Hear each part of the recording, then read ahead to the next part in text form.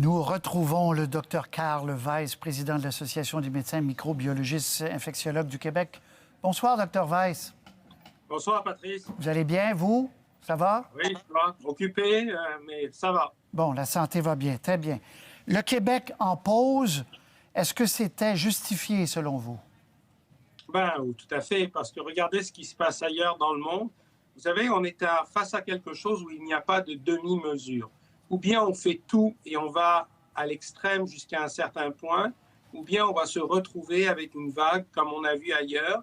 Et il y a des différences qu'on ne comprend pas. Il y a peut-être des choses qui sont génétiques, il y a des populations plus susceptibles que d'autres, etc. Mais si on ne met pas tous les moyens en place pour essayer de casser cette vague qui s'en vient, c'est sûr qu'on va se retrouver dans un scénario qui risque d'être inimaginable au Québec il y a seulement 3 à 4 mois. Comment vous jugez la progression de la courbe canadienne, de la courbe québécoise, justement, si on compare avec le pire, c'est-à-dire l'Italie? Ben, regardez, on a eu une augmentation importante au Québec, mais il y avait un certain délai avec les tests. Donc, il y a beaucoup de tests qui sont sortis aujourd'hui, mais c'était attendu. Donc, le nombre a augmenté de façon très considérable, mais c'est le reflet de plusieurs jours. Par contre, on sait qu'on est dans une accélération de notre phase de la courbe, et c'est vraiment à ce moment-là qu'on va devoir commencer à avoir tout le système au grand complet qui va devoir mettre la main à la pâte. Il faut savoir aussi qu'il y a des gens malades qui ne sont pas testés. Je le sais, j'ai des patients qui sont malades, prouvés, positifs, mais on n'a pas testé le conjoint, la conjointe, les enfants, etc. Et les patients nous disent, oui, j'ai des gens malades autour de moi. Et c'est clairement une maladie due au coronavirus 19. Donc, ce que je veux dire, c'est que le nombre de cas augmente dans la communauté, c'est clair. Mais si on ne met pas la main, je dirais, à la roue et que ce soit un effort coordonné, c'est clair qu'on va se retrouver dans une situation difficile. Donc, le nombre de cas va augmenter. Il va encore augmenter de façon plus significative potentiellement dans les prochains jours. Le président américain a dit aujourd'hui, il ne faut pas que le remède, d'ailleurs ça crée beaucoup de confusion, il ne faut pas que le remède, c'est-à-dire paralyser l'économie, soit pire que le mal. Qu'est-ce que vous répondez au président américain, Dr Weiss?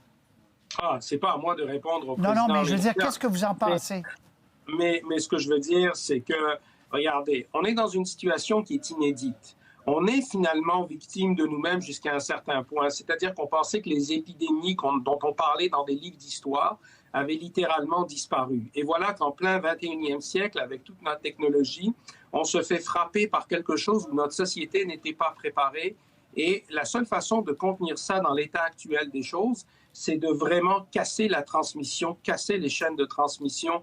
Et si on ne veut pas avoir un nombre élevé de décès, on n'a pas d'autre choix que de limiter la transmission de ce virus-là. Voilà. Donc oui, c'est impensable, je pense, pour des gouvernements occidentaux de se retrouver dans la situation dans laquelle ils se trouvent actuellement, mais c'est quelque chose qui était déjà prédit, qui a été discuté dans le passé, et les gouvernements en avaient eu un avant-goût avec le H1N1. Et quand les gens parlaient de pandémie, je pense que les gens parfois prenaient ça un petit peu à la légère et pensaient que ça ne pouvait pas arriver ou que notre société moderne, technologique, ne pouvait pas avoir ce genre de choses-là. Mais il est clair qu'on n'a pas le choix aujourd'hui de passer au travers avec des mesures qui sont drastiques et auxquelles la société du 21e siècle n'est pas habituée.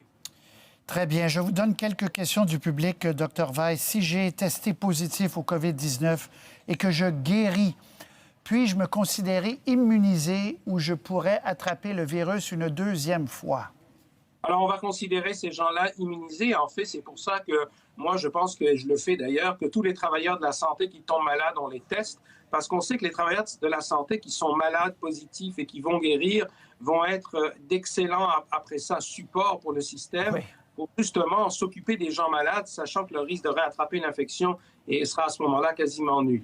Donc, certainement pour les prochaines années, ils vont être entre guillemets protégés, ces gens-là. Très bien. Y a-t-il des séquelles observées chez les gens atteints de la COVID-19 et qui sont guéris? Oui. Alors, et les gens qui ont été intubés, qui ont des problèmes de maladies sévères, vont faire de la fibrose pulmonaire. Ça a été bien décrit en Europe et en Chine, dans les gens qui sont passés avant nous. Donc, finalement, c'est comme une coupure. Imaginez que vous faites une grosse coupure sur la peau et que vous allez avoir une cicatrice qui va arriver. C'est la même chose. Vous allez rester avec une cicatrice sur le poumon, il va rester de la fibrose. Pas chez tout le monde, mais chez des gens qui ont été très sévèrement malades. Le message n'est pas clair pour certaines personnes pour se rendre à une clinique sans rendez-vous. Là, une vient d'ouvrir au centre-ville de Montréal. Y aller si on revient de voyage avec ou sans symptômes? Ben, écoutez, je pense que d'abord, ce qu'on ne veut pas, c'est que des gens totalement non malades, asymptomatiques, se fassent tester. Et là, il faut comprendre au niveau de la population que c'est important qu'on teste les gens qui sont malades, les gens qui sont symptomatiques, et que les gens ne prennent pas ça juste pour aller se faire passer un test en disant « Tiens, je vais vérifier si je ne l'ai pas ». On ne veut surtout pas que ces gens-là aillent là-bas parce qu'on va vous tester pour rien. La valeur du test n'est pas forcément très bonne dans cette population-là. Ça ne vous donnera pas un gage de protection et vous allez utiliser des ressources pour pas grand-chose. Donc, les gens qui doivent être testés, c'est les gens qui sont malades et qui ont des symptômes. Voilà, ça, on ne le répétera jamais assez. Même si vous revenez de l'étranger, vous allez 14 jours chez vous, mais vous n'avez pas besoin d'aller vous faire tester inutilement si vous n'avez pas de fièvre. Puis une fièvre, c'est en haut de 38, n'est-ce pas, docteur? Oui, tout à fait. Et si vous n'avez pas de symptômes, c'est sûr que si vous toussez, vous avez un mal de gorge intense, à la limite, si vous avez été en contact et vous venez d'un pays où le risque est élevé, vous avez été en contact avec quelqu'un, ça vaut la peine de se faire tester. Et on le fait surtout dans certaines catégories de gens parce que, par exemple, les travailleurs de la santé, les gens qui, au point de vue épidémiologique, pourraient avoir un impact important. Donc, il y a certains groupes où on le fera. Mais ce qu'on ne veut pas, on ne veut pas que les gens qui soient asymptomatiques se fassent tester. Et s'il vous plaît, message à la population, n'essayez pas de nous raconter que vous êtes symptomatique alors que vous ne l'êtes pas, uniquement pour vous faire tester. Oui, c'est un beau message à envoyer. Ne mentez pas. Au contraire, si vous avez de la fièvre, etc. Bon, suite au point de presse d'aujourd'hui, dernière question du public, Dr Weiss. Est-ce que je comprends qu'on ne peut plus aller marcher seul dans notre quartier? Ben, écoutez, je n'ai pas écouté le point de presse. J'ai été pris à voir des patients, mais l'idée, si on a dit qu'il fallait essayer de garder la distanciation sociale le plus possible, ce qu'on ne veut pas, c'est qu'on ne veut pas avoir des groupes d'adolescents ou de jeunes adultes, comme on voit beaucoup se promener ensemble. Finalement, c'est peut-être pas la meilleure chose à faire dans le contexte actuel. Donc, de se regrouper. De cette distanciation sociale est importante. Et il n'y a pas de chiffre magique. Vous savez, le ministère initialement avait dit 250, mais les gens avaient fait ça de façon très correcte. C'est pas 249, c'est correct, et 251, c'est mauvais. Ce qu'on veut pas, c'est que les gens s'agrègent en groupe et font des activités ensemble avec de gros groupes.